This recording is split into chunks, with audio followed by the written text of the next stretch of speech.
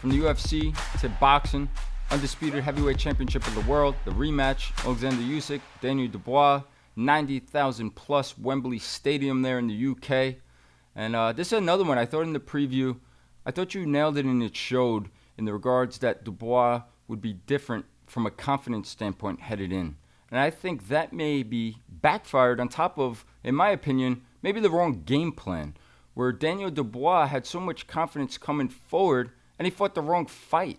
I would want him to see him control the outside, use his height, use his length, control distance, set traps, instead of walking into the great counterpuncher of Usyk. It seemed like his plan was to just bully him and come forward with this new confidence, use his strength, and throw right hands. And that was not going to work against one of the greatest fighters I have seen in Usyk, and it didn't. We're into some big trouble early in the fight with some counters, but in the fifth round, Oleksandr Usyk gets the stoppage, gets the knockout. There's some out there saying that Dubois quit. He was dazed. He looked out of it. But even so, the corner was thrown in the towel as the count reached 10 anyway. Just want to hear your take, your opinion. What'd you make of this great fight? And what do you make of Oleksandr Usyk, once again, defending his titles? When you're going to give an opinion on something, it's your opinion. You know, it's your opinion. Now, it's based, hopefully, on experience in real life, real-time experience. In whatever it is you're giving an opinion on, whatever that vocation, whatever that, you know, that situation is. When you can give an opinion with an example, it makes it even clearer, stronger for the people to digest it, to understand it. And I can do that. I'm going to give you a little example here of, I had the experience of a fighter, Michael Moorer. We won the world title against Evander Holyfield, the first fight. And for me, it was all about Michael getting his confidence. He had great talent.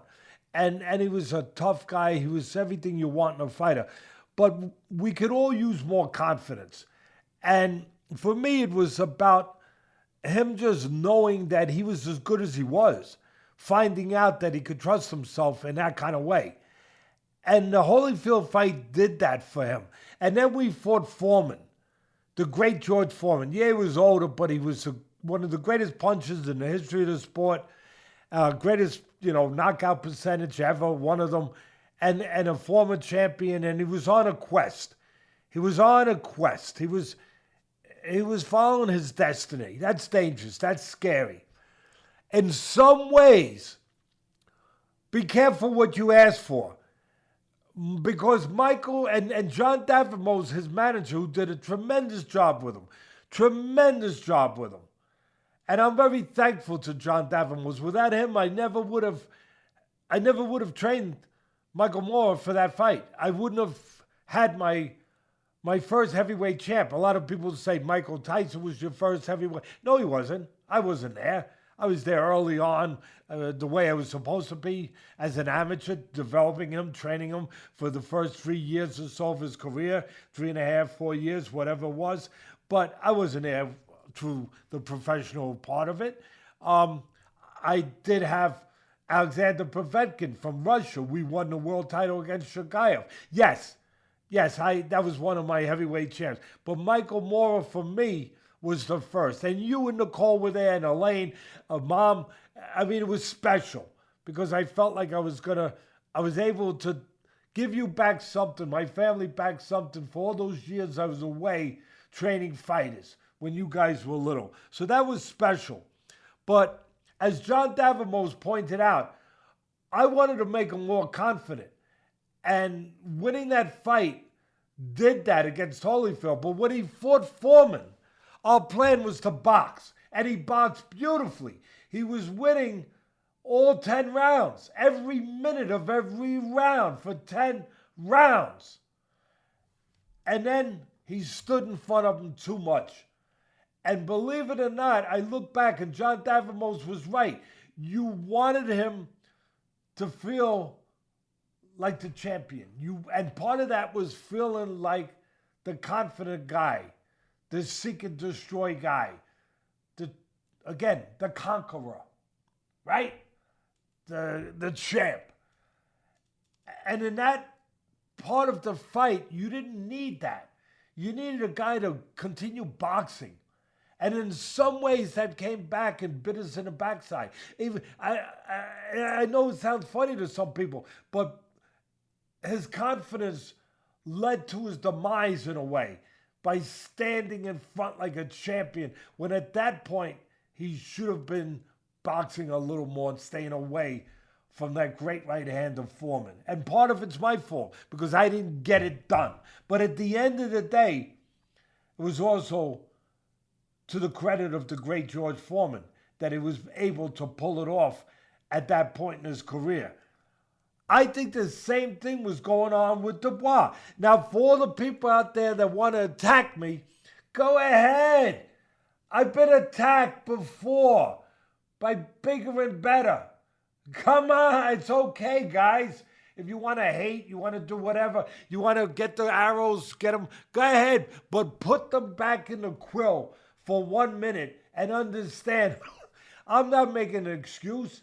Yeah, I said Dubois was going to be different. And like my son said, I believe he was different. But I believe it was also part of his demise because he was more confident. He was more aggressive. And you don't want to be more aggressive with a counterpunch.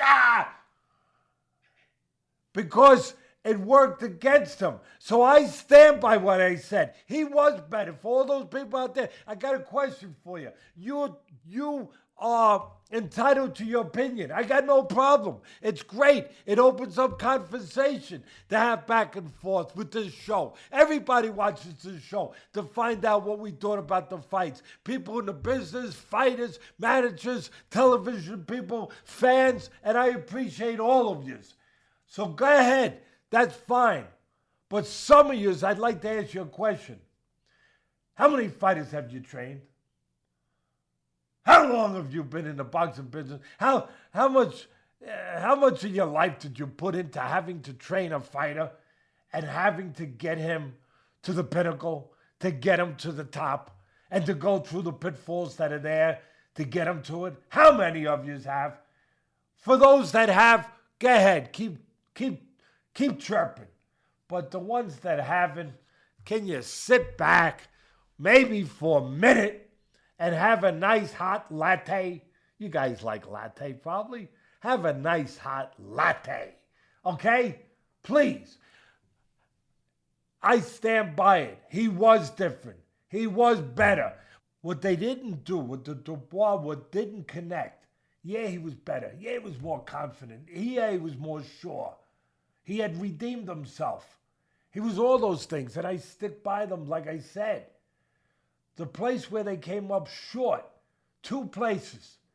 And again, I'm going to go a little deeper than maybe some places would go. But they didn't connect the fight plan. I'm making this one simple. They didn't connect the technical parts with it. And understanding what my son opened this part up about. That guy is one of the great fighters of our time, maybe of any time. And he's a great counterpuncher. And you can't be overly aggressive with a counterpuncher. Because no matter how confident you are, that confidence, that fire will be snuffed out with a straight left hand counter if you're a southpaw, which Usyk happens to be. And that's what happened. He didn't connect, and there's something else going on here. Dubois is different. I'm not going to get deep into this. I'm not. Some of you can figure it out on your own. Give a little thought to it. But he's not. He's one of those guys where you can see he's not always comfortable in certain settings, in social settings, in certain settings. You can see the awkwardness. Even at the weigh-in, it's telling. If you know what to look for, it's telling. Where at the weigh-in, you can see they do the stare down. Now, Usyk, nobody's out staring Usyk. Nobody. He's staring and doing the stare, the first fight before the fight, I always say. And he's staring him down. And who breaks it off first? Wow, okay. But it's not just that. It's that after that, Usyk is Usyk. He's the champ. He's confident. He's got his hands up. He's standing there to the crowd. You know, he's doing this. And you can see Dubois, like, Dubois he's like the kid at the party that all of a sudden wasn't included in the games that all the other kids were playing, and he's trying to find his way back. He's trying to find his way back into the games. He's trying to. You know what I mean, bud? You've seen that with the kid, the awkward kid, and he's trying to get back with, and he doesn't know where to go. Do I go over here where the kids are? Do I go over here? Do I just wait for them to come to me? And he's lost, and you could see it. And there's the Usyk just like this.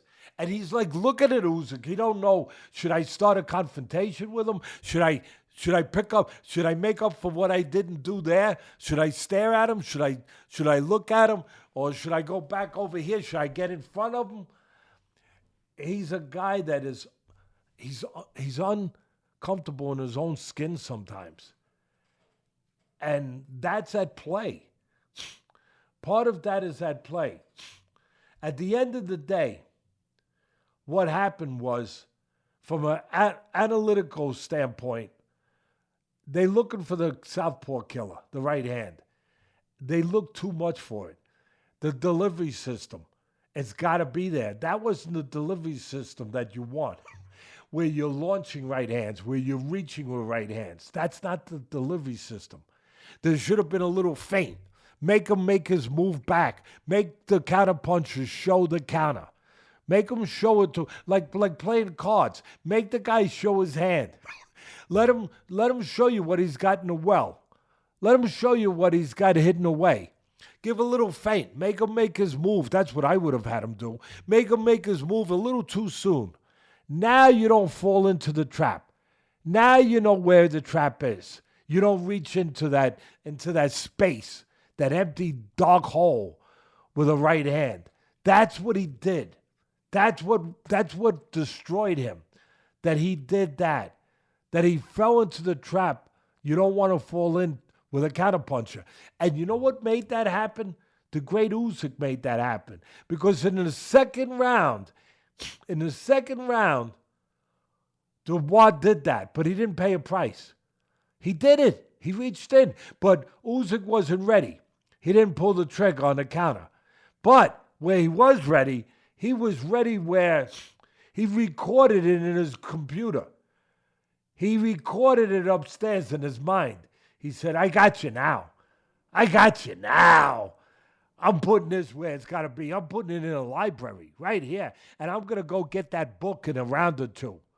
And he did. He was like those spy planes you see the pictures of in the government pictures where you see those spy planes where they take the picture, from high above of the enemy. The aerial shot. Yeah, the aerial shot.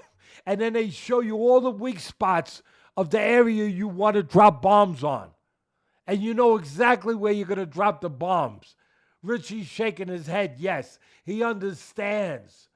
And that's exactly what it was. He got the aerial shot, and he knew where to drop the bomb. And sure enough, in that round that it came up, he does it again. He takes a little short step back. He invites him in. He lures him in. He brings him in. And what does Dubois do? The confident Dubois just goes forward, but not the way you want. He does it more robotically. And he just comes in, okay, I'll go in. And he throws the right hand, he reaches, and he gets hit with the left hand count of the power punch. And from the back, where he can put his leg into it. He can put his back into it. And you could see it. He made sure this one he didn't miss. He put everything into it. Everything into it. To the credit of Dubois, he didn't quit. He got up, but then he got dropped again. And then it was over. At the end of the day, salute. Again, I love the movie things, Rick. I know you watched this one. You saw The Godfather, I hope. Okay. Remember the guy, the Turk? Salazzo, he's a bad guy. He was a bad guy, dangerous guy. Remember he said in the meeting with The Godfather and everyone, he said, I salute. Don Corleone. De salud, Don Corleone. And that's what I'm saying here. A salute, Don Usyk. I think that's the great way to cap it, bud. A salute, Don Usyk. The great Usyk. The great Usyk. Absolutely. That was a great breakdown. And I'm with you, bud. I saw the same exact thing that you're saying. He was downloading that. The second round and the third round, it happened twice with Dubois coming in, reaching just short, small step back, Usyk countering. That's why I still thought with the game plan, how do you not see that and adjust 3 rounds later and do it again? But the more disturbing thing to me, bud, was the lack of body work from Dubois. How do you not go to the body after what happened in the first fight? How do you not test that? He didn't throw one body shot maybe until the third round, and maybe he threw a couple throughout the whole entire fight, or as long as it lasted into the 5th round. That was surprising to me, and I thought they dropped the ball big time with that as well. You know, to that point, when he did throw the one body shot, I'm not going to get deep into this because it was only one, but it almost looked like it bothered Usyk. Right? You know what I mean? And it looked like very similar to the first fight, close to that belt line, right? Yeah. And it was low. It was a little low. It was. There's no doubt about it. No doubt. But still, to your point, how do you leave that alone? And then I'm gonna early in the show when I broke down the Holloway and Poirier fight, I'm gonna go back to that real quick now. Holloway won because he had he won because he's great and because he's who he is and because of his makeup and his intestinal fortitude, his skills. I understand all that. But he won the way he won this fight because he had a great fight plan. To your point, to our point, Dubois had no fight plan.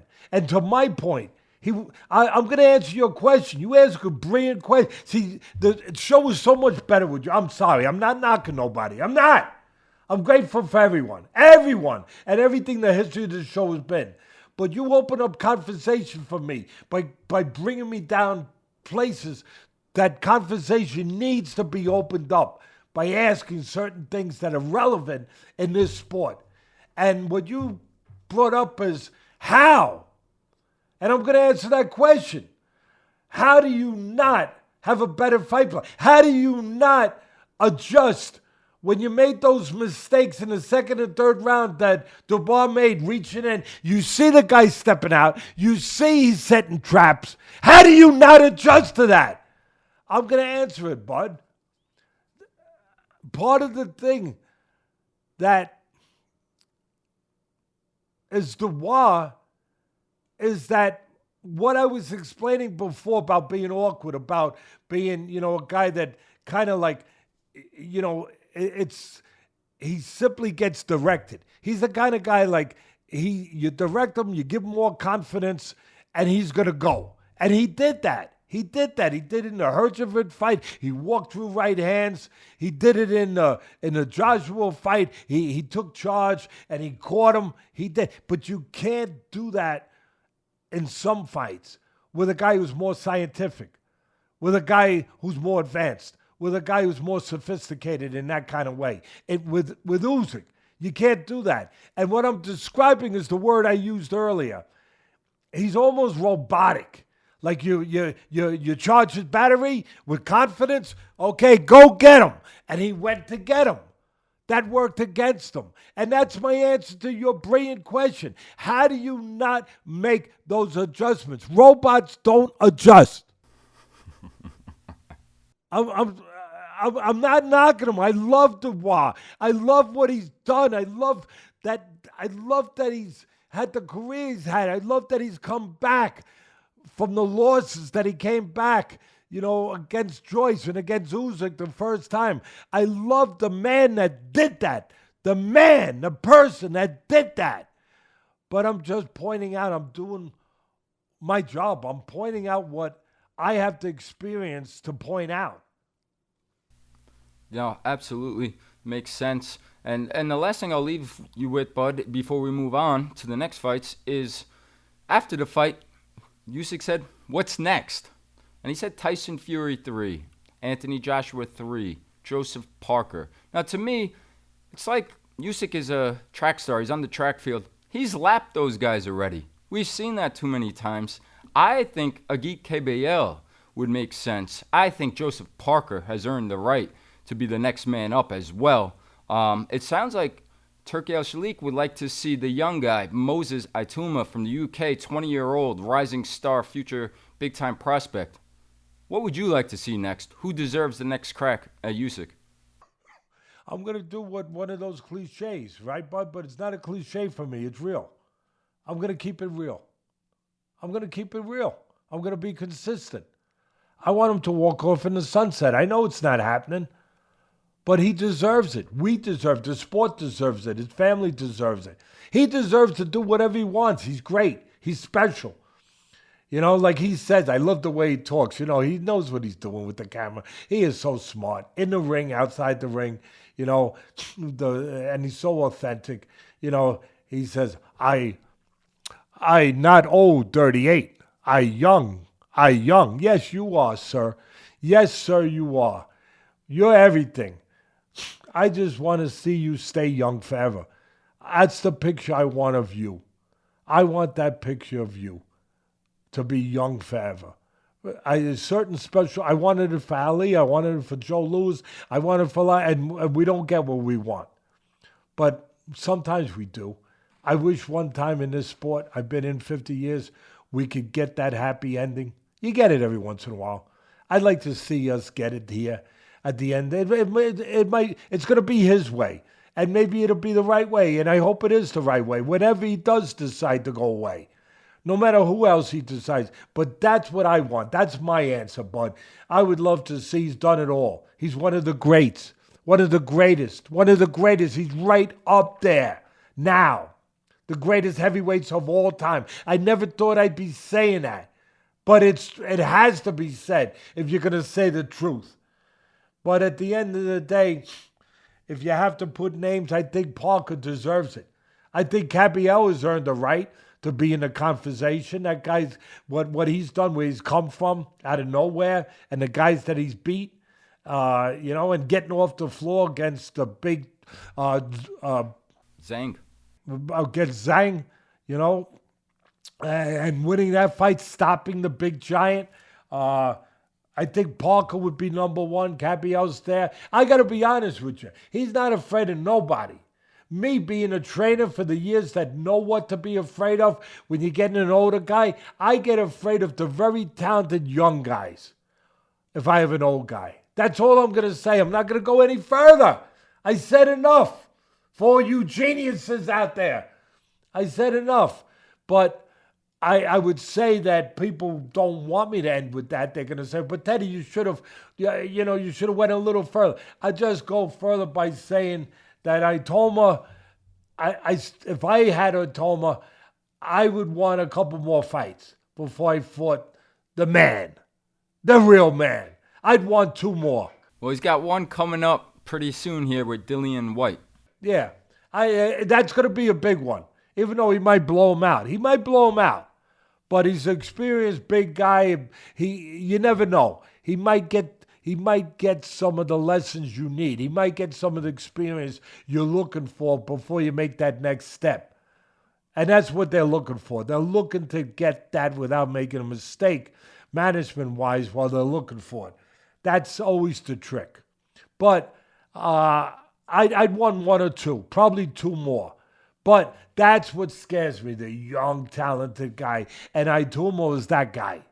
He's that guy. And again, Usyk, if you heard me say that, Teddy, why do you have fear? For what? I don't understand. Why would he understand? Because he's right. He's right. Anything he does, he's right. He really is. He's a special man. He represents,